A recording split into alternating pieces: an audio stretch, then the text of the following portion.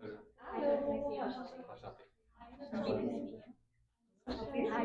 That'll be nice to meet you. Enchanté, Zoé. Pardon. Enchanté.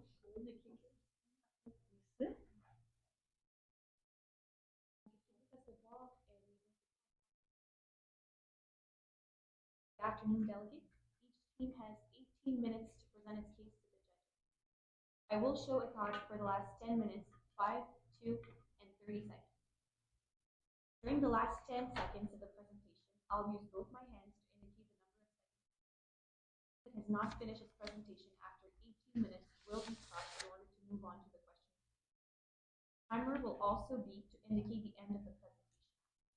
A question period of up to 5 minutes is allotted for the jury at the end of the presentation. Participants' presentations must last a minimum of 12 minutes. There is a penalty of 1 point for every 30 seconds less than the minimum. A team whose presentation lasts less than 10 minutes will be disqualified and will obtain a score of 3 in the overall ranking for the university. Do you have any questions? 18. I'll invite the judges to introduce themselves. Daphné Châtel, je travaille chez Manette, je suis directrice.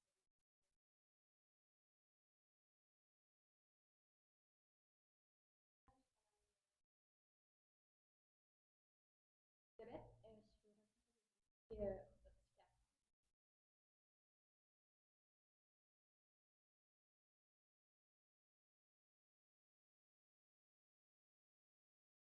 La planification successorale, c'est comme courir un marathon.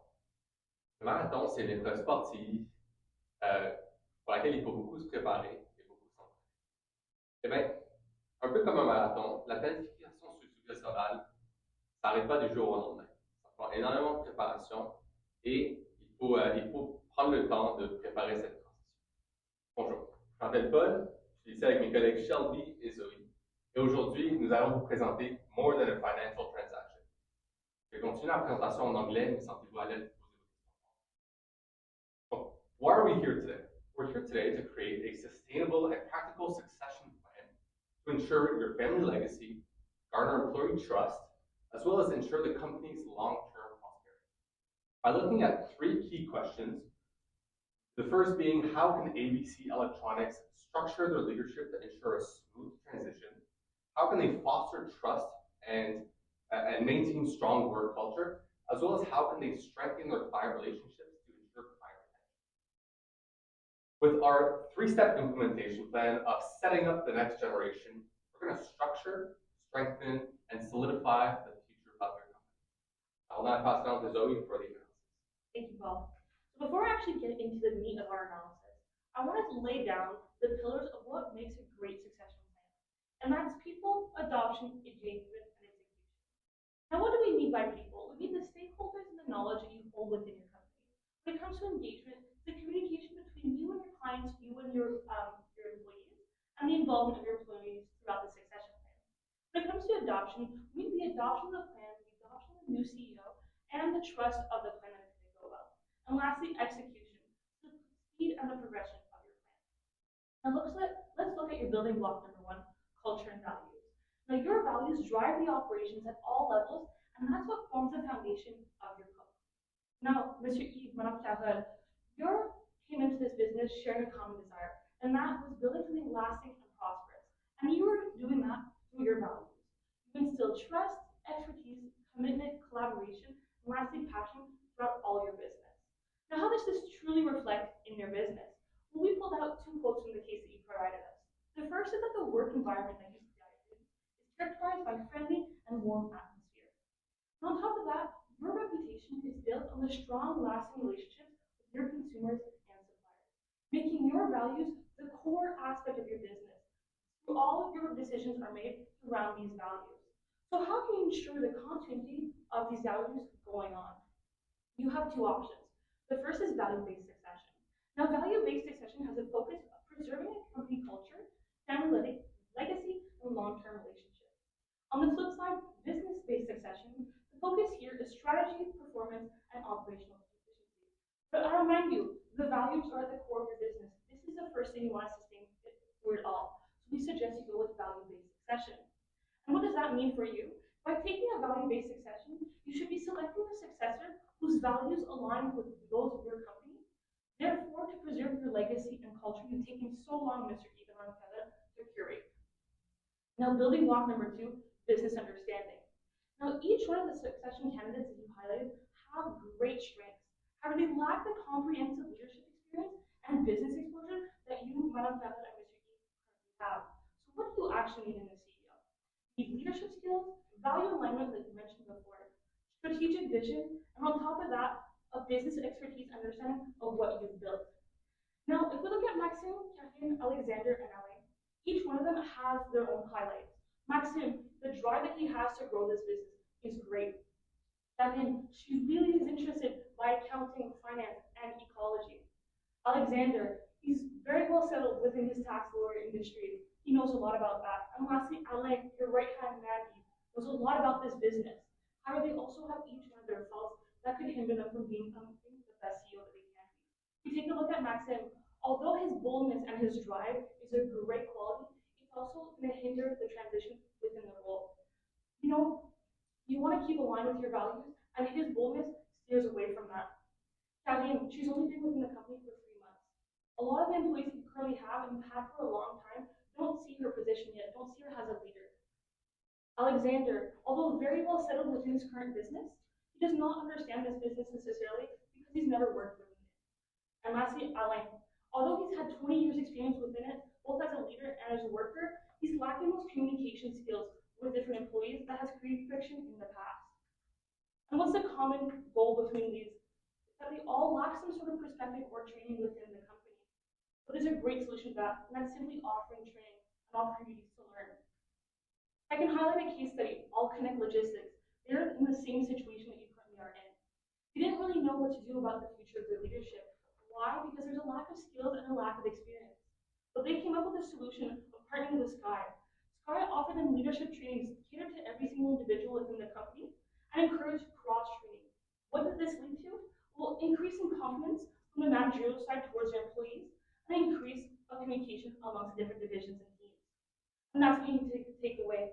You need to offer some sort of structured leadership program, such as All Connected, in order to bridge the gaps between your employees and your knowledge and prepare your candidates for key roles.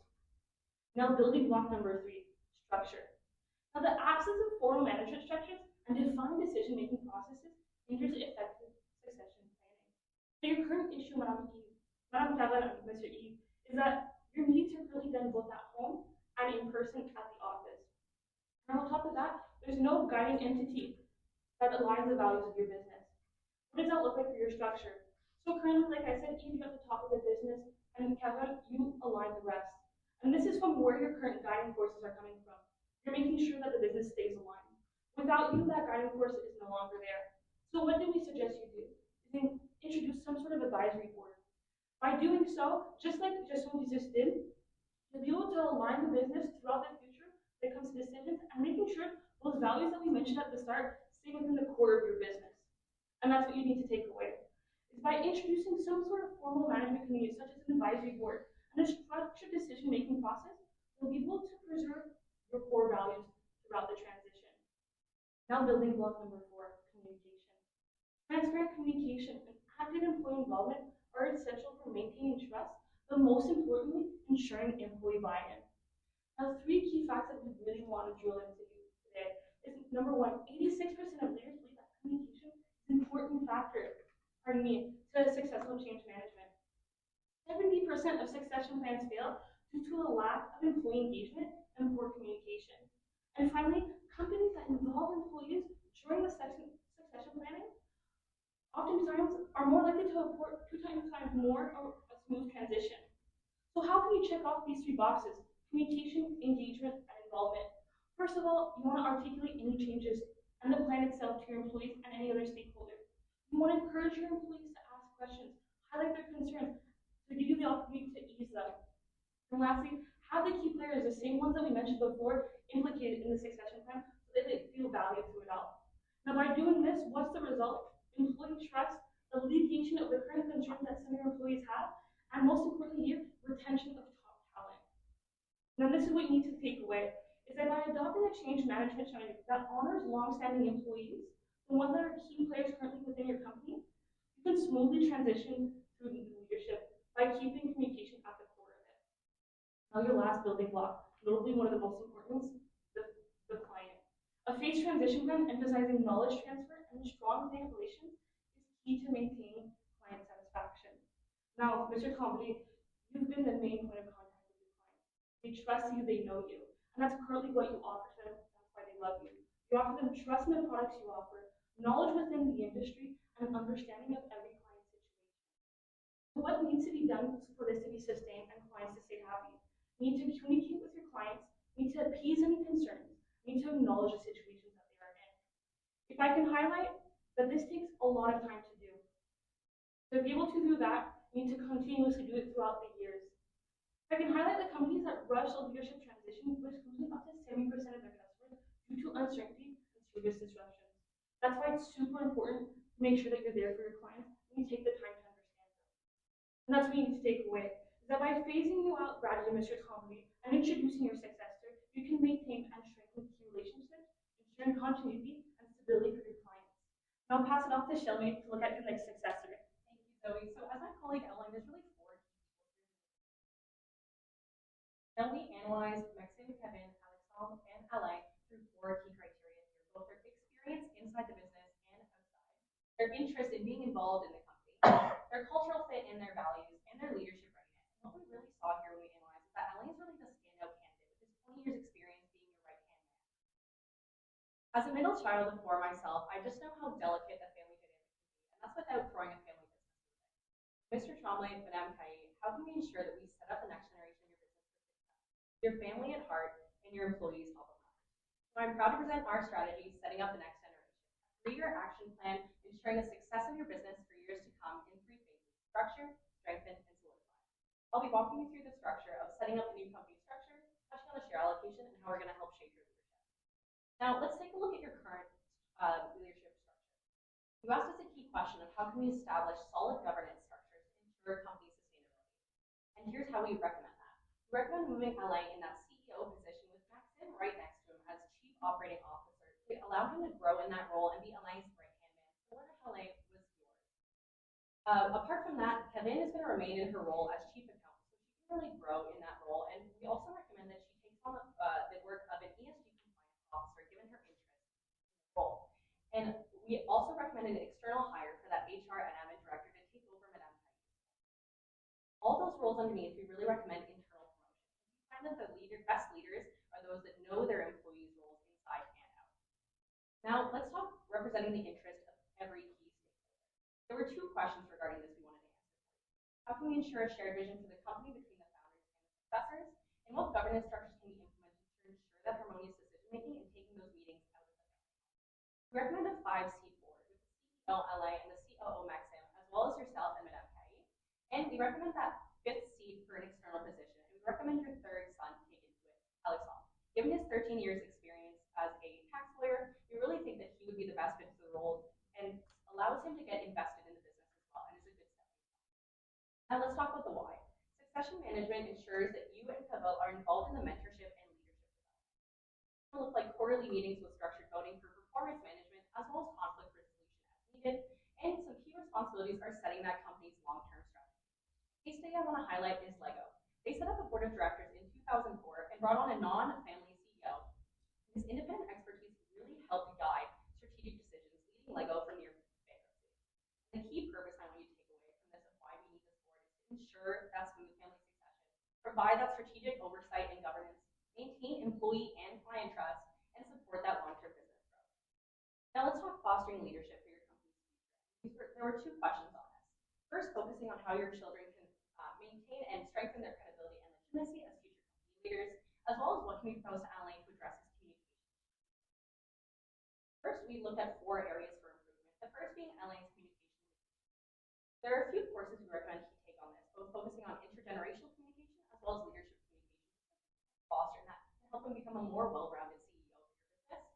And next, we focus on Maxim in 2 goals, both his hands-on experience and his leadership style. For his hands-on experience, we really recommend he does a mentorship with Eve, as well as job shadowing Alain, becoming his right-hand man, and as well as taking a course offered by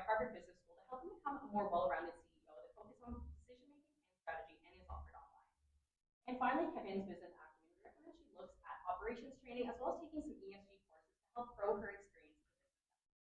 Finally, I'll touch briefly on the share allocation.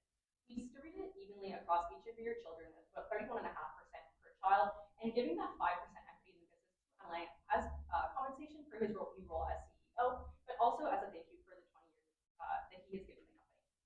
Now, let's talk strengthening your business. Lynn's first act as ESG compliance officer, here are two questions that we looked at here of adopting more sustainable practice without compromising profitability, and the actions we can use to propose to integrate a sustainable approach.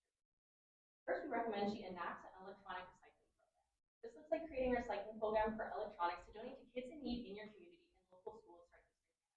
Whether it's in Lévis, whether it's in Quebec City, whether it's in Ottawa, wherever your community is. This is going to look like an e-waste collection drive and connecting with your clients and employees alike. By partnering with ERA, the Electronic Recycling Association, we'll be able to coordinate all these details for you. The end goal is that this is going to help drive more sustainable practice for your company without compromising any profitability. Next, and arguably one of the most important, is focusing on your employee growth. We really recommend that LA sits down with the new head of HR as well to meet with every employee to identify areas of the business that the employees care about and develop individual growth plans, as well as implementing rotational programs so they can really grow in their role and encourage internal mobility for years to come. Now, Paul, how can we solidify these plans? Thank you. So that brings us to our third and final step of our implementation plan, solidify the future of your company. By properly communicating the future of this company to your clients to ensure client retention. Now, in terms of employee communications plan, you asked us two key questions. How can we strengthen synergy within the company to ensure employee loyalty? And what communication plan should be established to ensure employee motivation? Starting with a company-wide email announcement, which will be sent out before the one-on-one client meetings to announce the leadership transition and give some indications on what the new company structure will look like. However, employees need to feel included in the process with opportunities to share their thoughts about the transition process. And that's why you, Eve, and as well as Alain, are going to personally meet with each and every one of their employees, give them the chance to address any concerns, as well as give them sort of a private place to ask questions they might have. On top of that, we'll add monthly meetings, which will be sort of a platform for you to update the company on any future goals as well as leadership changes. And it's going to serve as an open discussion for your employees. Now, for the client communication plan, a structured transition plan is vital to ensure client retention, which is why we're going to be pushing the message that Alain's been here for 20 years and that nothing's going to change. We're going to start with personalized client meetings. You're going to meet with your top clients as well with Alain to discuss, again, any concerns they might have and to sort of pass the baton on to Alain with your clients. This is going to be followed by an email announcement to your clients in which you're going to invite them to our Celebrating Our Partnership event, which is going to give you a casual setting to discuss with your clients as well as with Alain. Now, what are the impacts of this transition plan? Let's start with the financial impact, where we found three key areas. The first one being salaries, events, meetings, and the new trainings. I'll be happy to dive deeper into that in Q&A, as well as a 3-year implementation timeline with a few key must-win battles, such as creating the board of directors, as well as effective communication with your clients to ensure client retention. A few risks and their mitigants we'd like to highlight. The first one being employees feeling disengaged due to the new leadership, which will ensure to mitigate that risk by holding town halls as well as our monthly meetings with our clients to ensure they feel seen and heard. Now, why were we here today? We are here, Eve, to ensure a smooth transition process in your succession plan. With our 3-step implementation plan of setting up the next generation, we ensured the structure, strengthen, and finally solidify the future of your company. Thank you for listening, and I'd like to open the floor.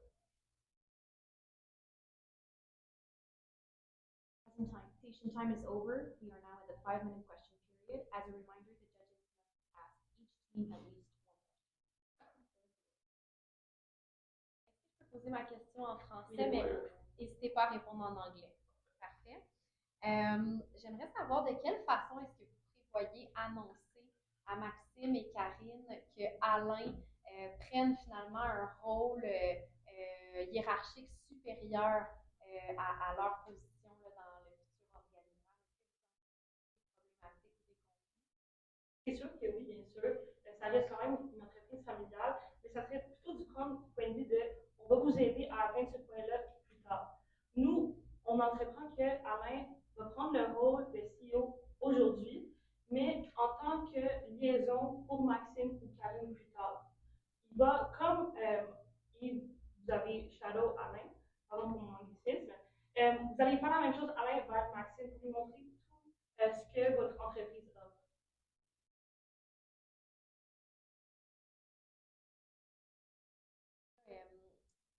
Puis, donc, est-ce que vous prévoyez que Alain aura un rôle décisionnel plus grand que, par exemple, Maxime ou Karine au niveau des opérations? Given his 20 years experience in the business, we really think that Alain is the best fit operationally for your business. Maxim, he has those amazing 8 years in his sales expertise, but we really think he needs that time to grow. And Kevin, she's fresh out of school, has that 3-month experience in the business, so we really want her to feel comfortable in her current role and be able to grow with the company. Et puis, comment est-ce que vous prévoyez à ce moment-là, étant donné qu'il va y avoir moins de pourcentage d'actions dans la compagnie, la prise de décision au niveau opérationnel, comment est-ce que vous allez être en mesure de faire cette distinction-là?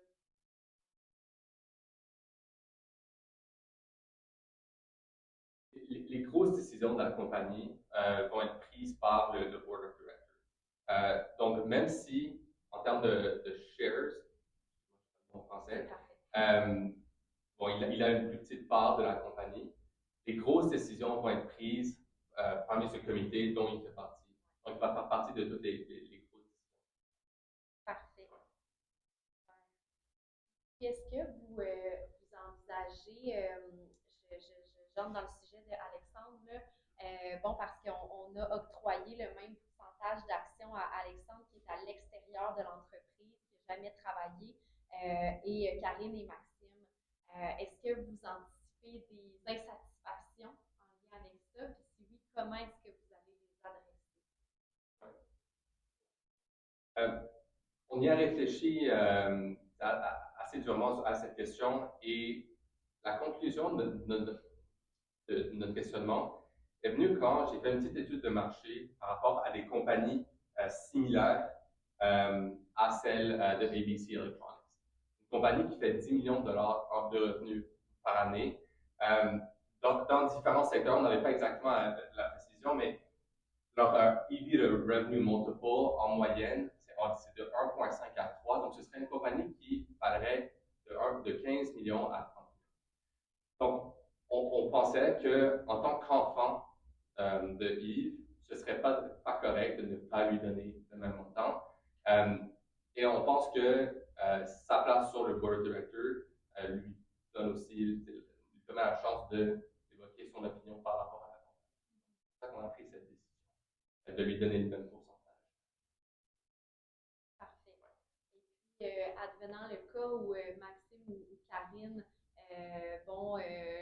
challengeraient peut-être cette décision-là en disant qu'eux contribuent activement au succès de l'entreprise, ce serait quoi peut-être la manière de procéder à ce moment-là, gérer cette situation?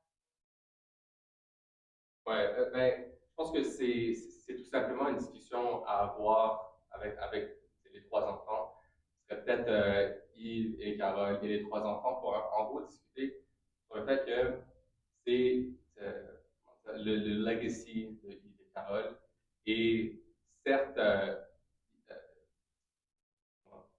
Maxime et Karine, pardon, ont des responsabilités au sein de la compagnie. Ben, il y a aussi un salaire associé à ça. Donc, ça va être compensé. Leurs contributions à la compagnie vont être compensées autrement.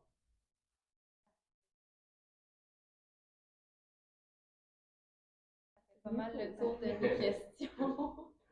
This marks the end of your presentation. Congratulations. I would like to remind the crowd sole person in the crowd, that the team is in assigned area.